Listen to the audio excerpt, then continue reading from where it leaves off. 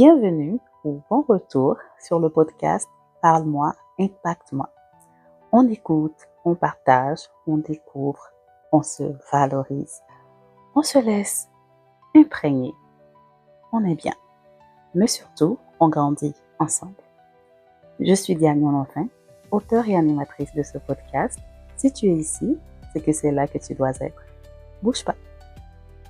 À tout de suite. Résilient, résiliente, tel un roseau qui plie, mais ne rompt pas.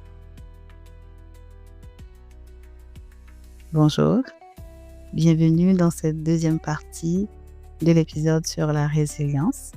Si tu découvres ce podcast avec cet épisode, il est la suite de l'épisode 2 de la saison 2. Et le thème qui continue, c'est la résilience. Je poursuis donc mon échange avec Loïc. La dernière fois, il nous a parlé de l'écosystème qui lui a permis de passer à travers son divorce. Il a mentionné sa foi, les personnes bienveillantes autour de lui et la thérapie. Il nous a aussi parlé de ce qui a été le plus douloureux pour lui, notamment la solitude. Maintenant, on aborde un peu plus son ressenti et on termine avec quelques conseils. C'est parti. Alors Loïc, ma prochaine question pour toi est: comment tu te sentais pendant la période de l'épreuve et comment tu te sens aujourd'hui une fois que tu as fait ton parcours pour te relever?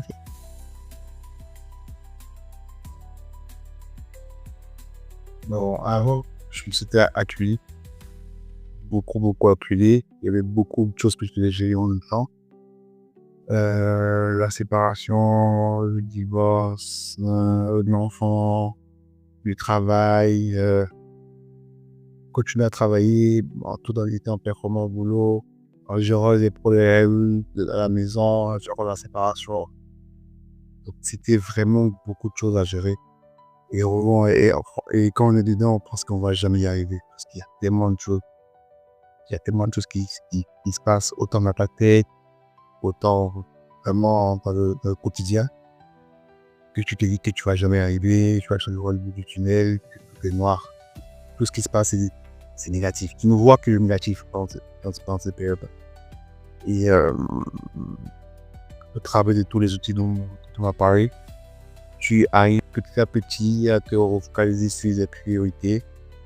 Et brique par brique, tu vas on essaie d'aller étape par étape. Et après, tu commences à retrouver un peu de confiance. Parce qu'on perd beaucoup de confiance dans ces périodes en soi-même. Et on perd la confiance envers l'autre. Quand l'autre, l'homme crapache en vrai. Parce que dans un cercle un peu vicieux et tout, on ne comprend pas pourquoi le travail ici, le travail ça, pourquoi j'ai fait ci. Une question. Et quand on commence à aller mieux étape par étape, on commence à retrouver un peu les ressources. Mais ça prend tout le temps. Ça prend des semaines, des mois. Et beaucoup de prières. Et puis aujourd'hui, au final, tu retrouves une certaine forme de stabilité. Parce que tu as pu enlever tout le fou qu'il y avait autour de toi.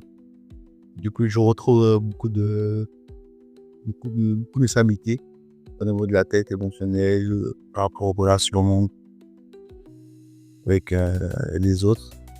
Et franchement, je pense que c'est étape par étape. Étape par étape. Et aujourd'hui, à l'heure où on parle, je pense que je me sens beaucoup plus en contrôle. Comparativement à 2 ans, 3 ans où je voyais quelqu'un où là, je suis plus en contrôle sur la situation, sur les étapes, même si j'ai quand même de temps en temps, j'ai pas un petit temps, j'ai quand même un peu de regret ou de remords, puis en fonction du moment. Puis, si tu devais tirer 2-3 leçons de ton parcours, justement, de l'épreuve à la stabilité que tu as retrouvée aujourd'hui, quelles seraient ces leçons? Je pense que Dieu est grand. C'est très important. Moi, Dieu est grand. Il faut toujours se dire que rien n'est jamais fini. Rien n'est jamais fini. C'est passager. C'est très important que les gens sachent que même si c'est dur, même s'ils pensent que ça fait 10 ans, 20 ans, parce qu'on voit que le temps est long, le temps est juste. Vraiment, c'est passager. Tout passe. Tout passe. Il faut juste être patient envers soi-même. Et ça passera. Je pense que ça, c'est quelque chose que j'ai appris. Très important. Dans cette période-là, il ne faut pas se replier sur soi. Faut pas rester seul dans sa chambre, un appartement petit, que tu peux réécrire même tout seul. Parler à des gens bienveillants, pas à des gens qui vont t'amener encore à penser plus au négatif. Trouver des bonnes personnes, des gens qui puissent t'écouter sans te juger. Donc c'est très important ça aussi. Et en fonction du problème que chacun aura, je pense que finalement la personne a trouvé son chemin. Waouh, c'est quasiment fini, hein. Mais avant de clôturer, j'ai une toute dernière question pour toi. Si tu devais donner un conseil à quelqu'un qui écoute et qui est dans un grand gouffre, qui passe par une situation vraiment difficile, quel serait ton message? Je ne sais pas, mais ça fait longtemps que j'ai entendu quelque part où il y avait un étant qui disait « Pour ceux qui ont la foi, c'est au plus profond du désespoir que l'espoir naît. » C'est pour dire que même dans le plus grand chaos, il y a toujours de l'espoir. Donc, accroche-toi à cette petite lumière et je pense que tout va bien. Tout va bien aller. Il faut juste t'accrocher et ne jamais lâcher. Jamais se décourager. Jamais, oui, quand jamais. Tout passe et tout passera. Qu'il en soit ainsi.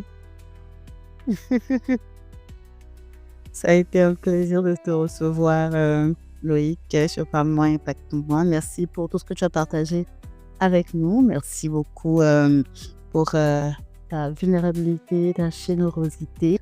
Merci beaucoup pour l'invitation. Avec plaisir.